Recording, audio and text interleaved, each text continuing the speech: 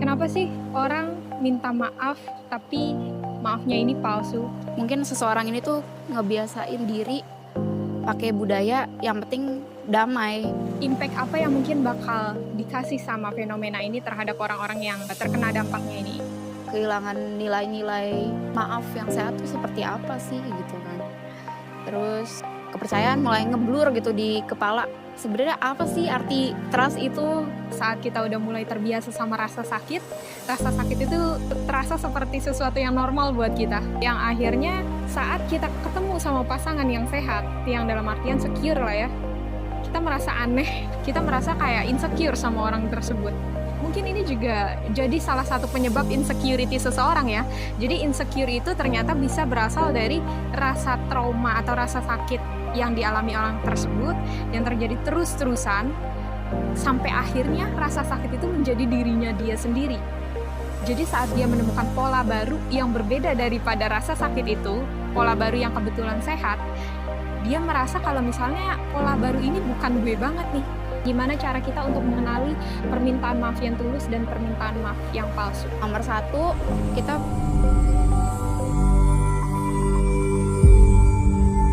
Oke guys, kembali lagi di Best Talk. Kali ini kita kedatangan bintang tamu lagi, Lupita. asik. Halo Lupita. Halo Kak Lulux. Halo. Lupita, kira-kira kita mau ngomongin apa nih hari ini? Ngomongin soal cause of empty apologize. Cause of empty apologize. Yes. Kalau misalnya audiens kita mutusin buat klik video ini dan dengerin pembahasan kita dari awal sampai akhir, apa yang bakal mereka dapat? Atau kenapa tema ini, cause of empty apologize, itu kamu pikir merupakan tema yang penting buat didengerin sama audiens kita? Ini ngebantu banget audiens atau teman-teman di rumah tuh buat tahu kalau maaf yang sehat tuh seperti apa sih gitu kan. Karena ada aja kan ya orang yang meminta maaf tanpa aksi atau cuman sebatas mengucapkan maaf tanpa makna gitu loh. Nol Oke. aksinya. Aku yakin topik ini relate banget sama kita ya. Relate Karena aku juga dong. sering dengar orang-orang Mm-mm. kayak bilang, "Aduh maaf ya, maaf ya." Bahkan saat kita nggak melakukan kesalahan sekalipun, kita minta maaf gitu. Kadang aku tuh suka denger kayak orang datang ke aku atau orang nelpon aku, "Maaf Mbak, maaf Bu, maaf ini." Padahal dia belum melakukan apapun. Atau dalam case misalnya kayak seseorang nyakitin kita nih ya, dan tiba-tiba dia minta maaf, tapi berikutnya dia melakukan hal yang sama gitu. Nah makanya mungkin topik ini sangat relate dan mungkin sangat penting buat teman-teman dengerin ya. Mungkin yang harus kita tahu, kamu punya nggak sih kasus-kasus seputar permintaan maaf yang palsu ini? Pastinya sering banget ya nemuin di kehidupan sehari-hari aku, mulai Iya. dari temen, pasangan, keluarga ya bahkan. Kayak misalnya temen nih, dia sering banget melakukan kesalahan yang berulang-ulang kali, terus minta maaf gitu. Hanya sekedar dia tuh, ya udah say sorry aja atau biasa, ngebudayain yang penting damailah gitu. Contoh deh, janjian janjian ya kayak, eee di hari ini udah ditentuin gitu loh, kita kita udah lama nggak ketemu dan dia janji sendiri kayak, "Eh, kita ketemu ya nanti di hari Minggu," gitu loh. Gue lagi libur kuliah nih, gue lagi di Bogor nih, kan dia kuliah di luar kota gitu kan. Terus udah nih hari H dateng, di mana hari kita janjian, dia tiba-tiba out of nowhere tuh ngebatalin Ngebatalin janjinya gitu janjinya. loh. Hmm. Dan ya udah, minta maaf sih emang kayak, sorry ya, kayak gini gini gini." Nggak apa-apa sih kalau sekali, tapi dia tuh 2 kali, 3 kali, maksudnya please lah gitu loh, jangan ngeremehin permintaan maaf gitu. Terus untuk pasangan mungkin ya, dia sering banget yang ngelakuin kesalahan yang fatal. Terus dia janjiin satu hal yaitu, "Aku bakal berubah." Tapi nggak konsisten gitu loh. Jadi maksudnya apa sih? Ngapain maksudnya selama ini lu minta maaf, tapi nggak ada aksinya, lu nggak niat untuk berubah gitu. Iya, kadang itu yang bikin kita sakit hati ya. Jadi permintaan maaf yang palsu ini nggak cuman hadir di dalam keluarga kita, pasangan kita, bahkan teman kita pun itu bisa loh minta maaf yang secara palsu itu. Nah, menurut kamu kenapa sih orang minta maaf tapi maafnya ini palsu? Apa sih yang mendorong seseorang buat minta maaf sama kita, tapi melakukan kesalahan yang sama lagi, dan lagi? Mungkin seseorang ini tuh ngebiasain diri pakai budaya yang penting damai. Jadi ya udah yang penting ngomong maaf dulu, masalah berubahnya lihat nantilah, lihat entar. Iya. Terus mungkin bisa jadi ego ya, dia tuh Mmm. nggak bener-bener ngakuin kesalahannya dia. Sama ya mungkin emang terlalu menganggap remeh nilai maaf tuh sepenting itu loh, gitu loh. Kita megang janji maaf itu loh, berharap dia berubah terus ya udah, dia nggak mikirin perasaan orang lain. Jadi ibaratnya biar cepet aja lah ya, biar cepet, Iya, maksudnya biar nggak ada konflik, biar tetap damai, walaupun sekalipun itu berarti permintaan maafnya dia itu palsu gitu. Sebagai manusia ya, mungkin nggak cuman orang lain, mungkin kita juga pernah ngalamin itu. Mungkin kita juga pernah minta maaf secara palsu sama seseorang. Kalau misalnya dari standpoint of view kamu nih ya, kamu pernah nggak minta maaf palsu sama orang lain? Sekarang kita berusaha untuk bersikap terbuka lah sama audiens kita. Kita bukan manusia yang perfect lah ya. Kita pasti pernah melakukan kesalahan. Tapi kalau kamu sendiri, pernah nggak kamu melakukan hal itu sama orang lain? pernah lagi ya kan.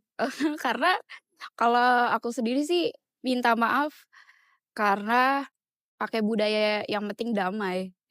Jadi misal berdebat, berdebat, dan dia nggak mau ngalah kan. Padahal dia yang salah mungkin, terus ya aku ngalah, yang penting minta maaf, seperti itu. Jadi, faktor pendorongnya adalah kamu nggak pengen Iya, aku tercebur cuman dalam perdebatan itu? dan aku cuman nggak mau, takut kehilangan relasi atau dia nggak nyaman sama aku, jadi lebih baik aku aja deh yang minta maaf, gitu. Berarti kalau misalnya kita lihat dari sini, di sini faktornya nggak cuma dari luar ya. Maksudnya dampaknya itu bukan cuma orang yang kita bilang maaf secara palsu ini, tapi juga kita sebagai yang ngomong, yang minta maaf secara palsu gitu. Ternyata kita ini punya kekhawatiran juga untuk kehilangan si A ini, atau untuk menghindari konflik atau apapun ketakutan kita, akhirnya kita minta maaf secara palsu. Betul. Nah, kalau misalnya dari situ, menurut kamu kenapa sih orang-orang nyaman gitu berhubungan sama orang-orang yang sering minta maaf secara palsu? Maksud aku adalah kenapa orang mau menoleransi seseorang yang minta maaf secara palsu sama mereka?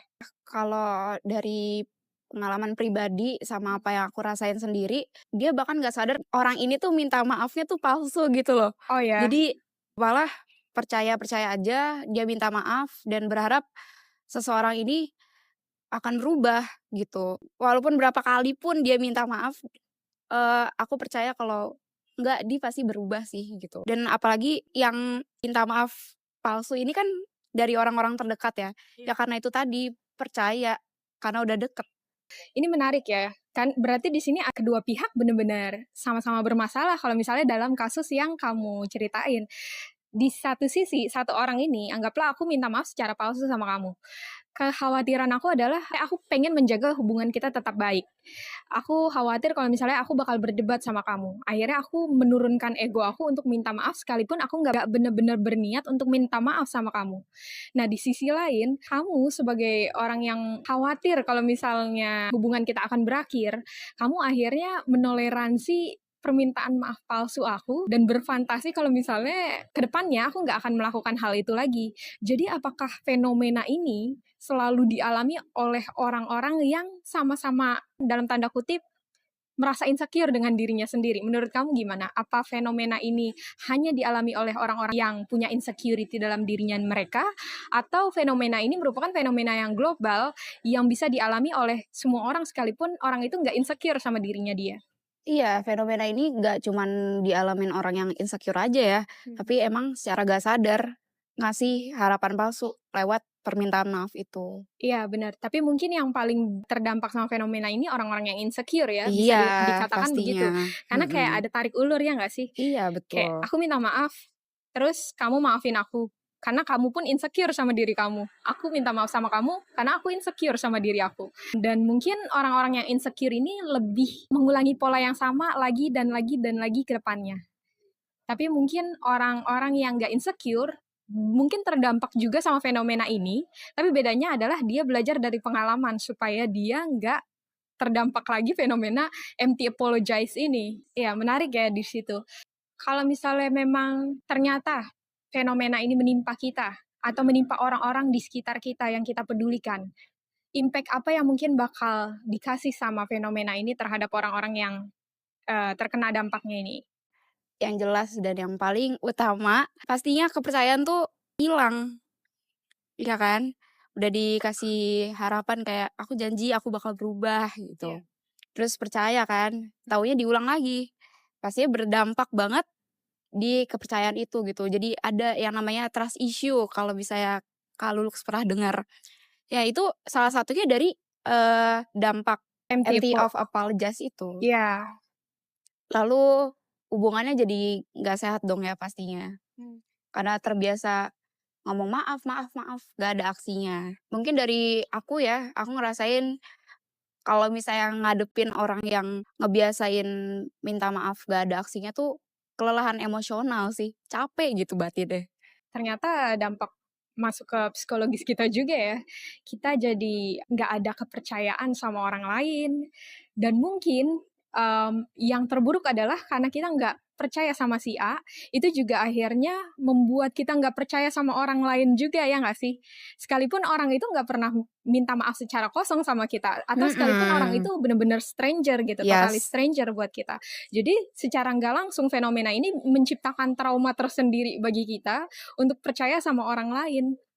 Dan mungkin betul. trauma internalnya adalah, "Oh, dia selalu mengkhianati gue nih, gue nggak pantas untuk hubungan yang kayak gini." Jadi kayak menciptakan narasi dalam diri kita kalau misalnya setiap orang itu nggak memperlakukan gue dengan selayaknya gitu. Terutama kalau misalnya kita terus-terusan menoleransi orang-orang yang empty apologize ke kita. Lama-kelamaan kita kayak jadi hilang kepercayaan, kita hilang rasa percaya diri juga sama diri kita, akhirnya kita nggak menjalin hubungan baik sama orang-orang di sekitar kita. Kayak ibaratnya jatuhnya kayak udah nyerah aja gitu ya? Pasrah aja, Iya, udah mau dia pasrah mau aja. berubah mau enggak, ya udah gitu loh, Hmm. terima jadinya aja deh. Ya, kamu pernah nggak sih nemuin kasus kayak gitu atau kamu sendiri mengalaminya di mana kamu merasa trauma sama orang-orang yang selalu empty apologize ke kamu sampai akhirnya kamu ngejalin hubungan sama orang-orang dalam kadar yang rata-rata? Paham gak sih maksudnya? Sekedar ngejalin hubungan aja gitu. Mau lu memperlakukan gue dengan baik atau buruk, ya yang penting gue temen lo gitu. Pernah nggak sih kamu mengalami hal yang kayak gitu? Mungkin lebih ke hubungan ya, relationship, percintaan, kayak gitu. Jadi paling sadisnya selingkuh deh. Ya selingkuh, terus udah tahu salah kan, maksudnya kayak mungkin orang lain punya opsi kayak, ya udah tinggalin aja sih gitu kan, ini selingkuh nggak akan bisa berubah gitu loh. Tapi, eee, kebetulan orang ini, ya itu tadi ya, ngejanjiin sesuatu sambil minta maaf kayak, "Enggak, aku janji aku bakal berubah, aku bakal jadi lebih baik lagi," kayak gitu. Terus taunya ketahuan di nggak ada kurun dalam 1 tahun itu, dalam 3 bulan kemudian dia seperti itu lagi gitu loh. Terus gimana ya, ini 3 bulan aku nggak tahu apa-apa, aku udah pegang nih permintaan maaf kamu, tapi kamu ngulang kesalahan yang sama. Jadinya apa, ya udah kayak, udah deh capek banget gitu loh. Jadinya pasrah aja, mau dia minta maaf lagi nih setelah ketahuan nih, aku labrak lagi, "Kamu kenapa kayak gini gini." "Iya aku minta maaf, bla bla bla." Ya udah, "Oh iya iya." Iyanya tapi sakit dalam hati gitu, ngerti gak sih? Iya iya iya, paham paham paham. Kalau misalnya audiens kita juga mengalami hal yang serupa atau bahkan mungkin lebih buruk dari itu, apa yang bakal terjadi kalau misalnya mereka tetap stay dalam hubungan di mana itu udah toxic, dia udah sering minta maaf, tapi mereka mutusin untuk ngelakuin hal yang sama lagi dan lagi, dan kita sebagai pasangannya tetap menoleransi hal itu, dan sementara pasangan kita ngelakuin kesalahan lagi, dan itu menurut kamu apa sih yang bakal terjadi pada audiens kita yang mungkin atau mungkin kamu yang mungkin mengalami hal yang seperti itu? Itu tadi sih, kayak kehilangan nilai-nilai maaf yang sehat tuh seperti apa sih gitu kan. Terus kepercayaan mulai ngeblur gitu di kepala, sebenarnya apa sih arti trust itu, Iya iya seperti iya. itu. Iya iya iya. Aku yakin itu relate banget ya, saat kita udah mulai terbiasa sama rasa sakit itu terasa seperti sesuatu yang normal buat kita. Iya, Yang akhirnya saat kita ketemu sama pasangan yang sehat, saat kita ketemu sama pasangan dalam artian entah itu teman, entah itu pasangan yang sehat, yang dalam artian secure lah ya, kita merasa aneh dan kita malah merasa kalau misalnya ini bukan kita nih, bukan tipe gue, bukan ini, atau kita merasa kayak insecure sama orang tersebut. Mungkin ini juga jadi salah satu penyebab insecurity seseorang ya. Jadi insecure itu ternyata bisa berasal dari rasa trauma atau rasa sakit yang dialami orang tersebut yang terjadi terus-terusan sampai akhirnya rasa sakit itu menjadi dirinya dia sendiri. Jadi saat dia menemukan pola baru yang berbeda daripada rasa sakit itu, pola baru yang kebetulan sehat, dia merasa kalau misalnya pola baru ini bukan gue banget nih. Ini adalah sesuatu yang baru, sesuatu yang asing, akhirnya dia harus menghindari hal itu. Aku pernah dengar kutipan kalau misalnya manusia itu mencari sesuatu yang familiar. Kita lebih drown, kita lebih tertarik pada sesuatu yang familiar ketimbang sesuatu yang nggak familiar. Sekalipun sesuatu yang familiar itu menyakiti kita. Sama halnya seperti ini ya, empty apologize, terus hubungan yang toksik. Karena hal itu lebih familiar bagi kita, akhirnya otak kita berpikir, oh ini familiar, gue nggak harus kerja lebih untuk memproses hal baru. Akhirnya otak kita mendorong kita untuk memilih hal itu gitu. Jadi memang benar sih ya, ini empty apologize itu nggak cuma menyentuh hal-hal permukaan hubungan kita sama diri kita sendiri, tapi juga hubungan kita sama orang lain, dan itu juga bisa berimpact pada trauma kita sama orang-orang yang ada di sekeliling kita. Nah, buat audiens kita nih yang masih bingung, terus gimana cara gue tahu permintaan maaf yang tulus sama permintaan maaf yang palsu? Kamu punya nggak sih poin-poin yang kamu highlight atau sesuatu yang bisa kamu share ke kita, gimana cara kita untuk mengenali permintaan maaf yang tulus dan permintaan maaf yang palsu? untuk, mengetahui permintaan maaf yang tulus dulu deh. Nomor satu, kita pasti bisa ngelihat satu komitmen yang kecil tapi konsisten, seperti itu. Lalu orang ini pada saat minta maaf, dia tuh mengakui kesalahannya. Jadi nggak fokus sama diri sendiri gitu loh, kayak, "Aku minta maaf ya, tapi" ada tapinya gitu loh, "Tapi kan aku cuman ini, tapi kan aku cuman itu." Nah itu tuh patut dicurigain banget, ini maafnya sebenarnya ada Ada maksud tulus, ada tertentu? nilainya, atau Heeh, cuman kayak, cuman sekedar say sorry aja kayak gitu. manipulatif gitu ya jatuhnya? Yes, Kayak gaslighting pertama gitu loh. iya, pertama ini Mhm, tentang diri lo, terus gue akan menyeret lo tentang diri gue iya, dengan jadi kata fokus ke diri tapi dia itu. sendiri lagi Iya gitu. iya iya. Dan yang pastinya orang yang minta maaf dengan tulus ini, dia tuh mahamin gitu, dampak dari kesalahannya dia tuh apa sih ke orang lain. Kayak gue ngelakuin salah nih, terus dia tuh tahu orang ini kalau gue kayak giniin tuh sakit hati loh, dia tersinggung loh, Mmm. kayak gitu.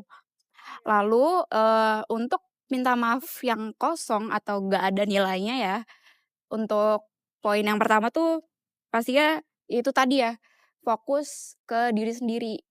Seperti Mmm. itu, dia minta maaf sambil ada tapinya, ada kayak, "Iya tapi aku tuh kan cuman kayak gini aja, aku cuman iseng aja, aku selingkuh karena aku tuh iseng aja," gitu loh. Tuh dia Mmm. cuman cuman ini, tuh cuman dia ini, gitu loh. Iya iya. Lalu ada pengulangan kesalahan atau kayak dia minta maaf terus besoknya diulang lagi kayak gitu, itu kan kosong gitu loh, Iya, jadi ya nggak kan? konsisten ya antara aksi sama ucapannya dia itu nggak konsisten. Yes, dan yang terakhir pastinya dia nggak ada tanggung jawab, seperti itu. Ya kayak minta maaf terus ya tadi kayak ngambang, dia janji ini bla bla bla bla bla, ya udah gitu loh.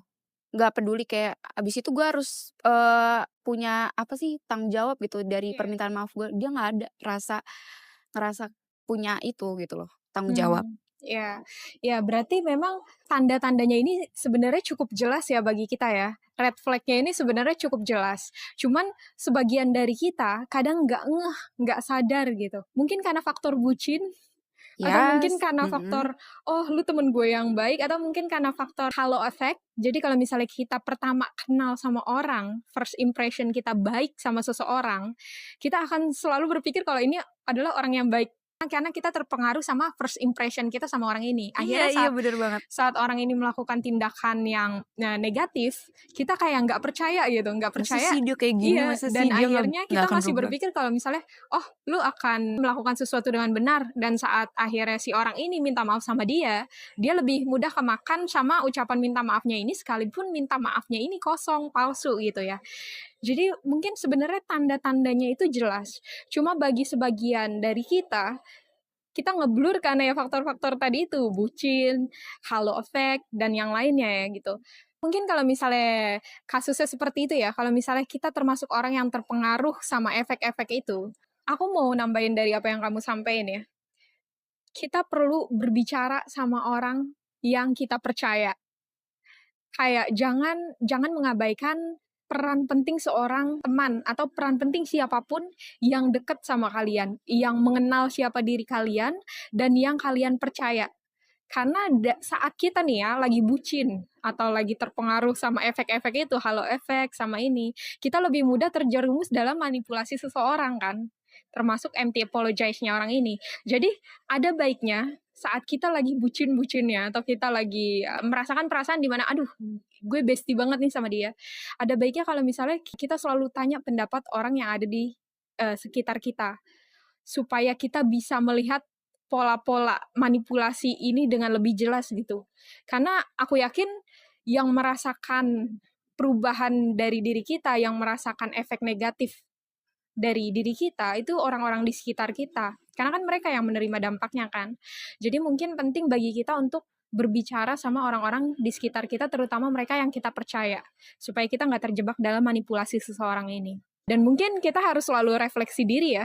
Kalau misalnya kita lagi bucin, atau kita lagi deket-deket banget nih sama bestie kita, sampai kita nggak punya waktu untuk diri kita sendiri, mungkin ada baiknya kalau misalnya kita refleksi diri. Atau self respect ya. Iya, karena kalau misalnya kita meluangkan waktu untuk diri kita sendiri, kita bisa mengevaluasi, "Oh, ini pertemanannya sehat gak sih? Atau hubungan ini sebenarnya sehat gak sih?" Dari situ kita tahu, kita bisa lihat pattern atau pola-pola yang buruk dari orang ini, kayak gitu.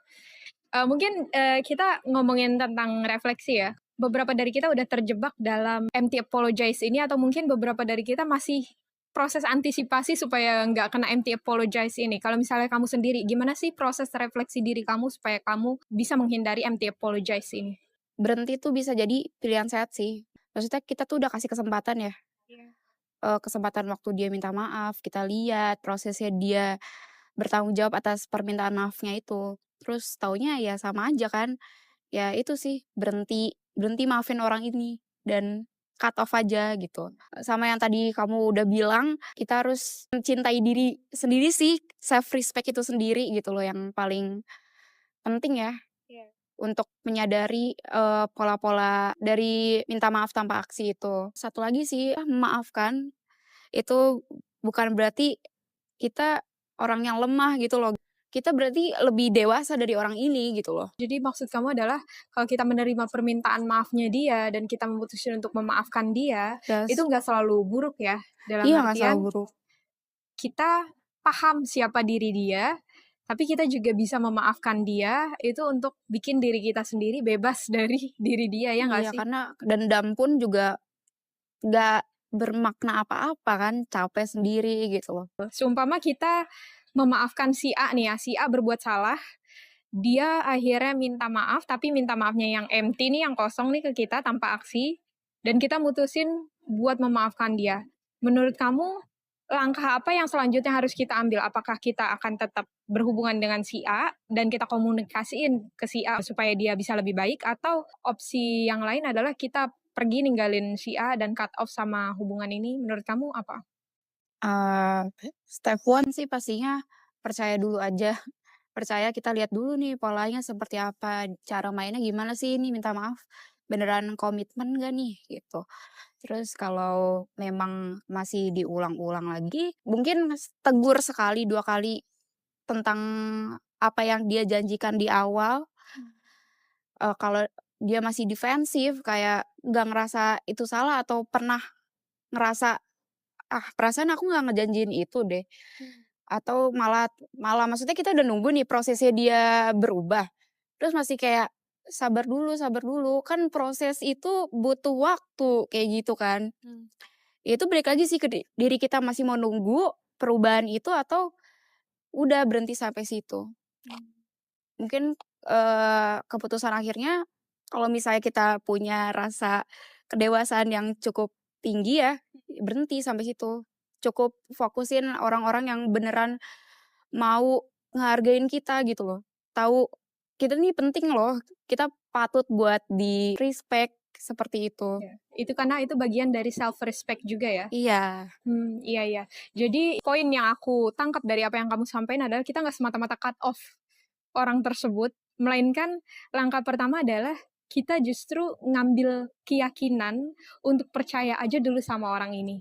Aku juga setuju sih sama kamu, karena mungkin ya nggak semua dari kita, mungkin ada beberapa orang yang saat disakitin atau saat sadar nih kalau misalnya orang ini empty apologize sama kita, mereka langsung mutusin kalau, oh udah, lu bukan pasangan gue lagi, oh udah lu bukan temen gue lagi. Kayak udah langsung menghindari aja hal itu karena itu dianggap sebagai sesuatu yang toksik gitu. Kita nggak bisa nyalahin orang yang seperti itu ya. Cuman ada baiknya kalau misalnya kita tetap stay untuk ngasih kepercayaan sama orang ini, orang yang udah nyakitin kita. Karena boleh jadi kita ketemu sama orang ini di hari yang buruk gitu, di hari buruknya dia Iya, gitu. Boleh itu jadi tadi. apa yang dia ucapin ke kita itu nggak benar-benar bermaksud dari hatinya dia gitu. Namanya manusia kan nggak sempurna, nggak selalu baik gitu ya. Boleh jadi ini bukan waktu yang tepat aja bagi dia untuk bersikap baik buat kita, karena dia pun lagi ada struggle atau apa. Jadi memang langkah pertama yang harus kita ambil adalah keyakinan kalau misalnya orang ini memang tulus sama kita. Dan aku juga setuju sama kamu kalau langkah keduanya adalah kita lihat prosesnya dia. Apakah dari empty apologize dia yang pertama, apakah dia taking action untuk jadi lebih baik selanjutnya, ataukah kita menemukan pola-pola yang sama seperti yang pertama atau bahkan lebih buruk gitu. Nah kalau dari situ ya benar, yang kamu sampaikan, kalau ketiga itu balik lagi ke kita, apakah kita mau tetap stay atau kita mutusin buat keluar dari hubungan itu sebagai bentuk self respect sama diri kita. Jadi menarik banget ya, aku juga mau sharing satu permintaan maaf palsu yang pernah aku temuin ya, atau bahkan aku sendiri pun pernah minta maaf secara palsu sama orang lain. Tapi aku 2 sampai 3 tahun terakhir ini aku belajar kalau misalnya beberapa teman dekat aku, itu rata-rata orang yang introvert. Ya, beberapa teman dekat aku ini introvert, dia ini tipe orang yang melankolis dan tipe orang yang sensitif. Yang saat dia nggak melakukan kesalahan sekalipun, dia minta maaf sama aku. Gimana tuh? Dia padahal ngasih aku sesuatu, tapi dia minta maaf, "Maaf ya aku cuma bisa ngasih ini." Aku pun pernah bilang kayak gitu ke orang gitu. Atau aku berbicara nih ya sama dia, tapi dia nggak bisa mengimbangi apa yang aku sampaikan. Mungkin karena dia lagi mengalami hari yang buruk, atau dia lagi nggak mood, atau dia lagi blank aja gitu karena faktor eksternal. Tapi dia minta maaf sama aku, "Maaf ya aku nggak bisa ini." Padahal itu bukan kesalahannya dia pun nggak bisa mengendalikan hal-hal eksternal itu yang bikin dia jadi murung, yang bikin dia jadi nggak nyambung saat ngomong.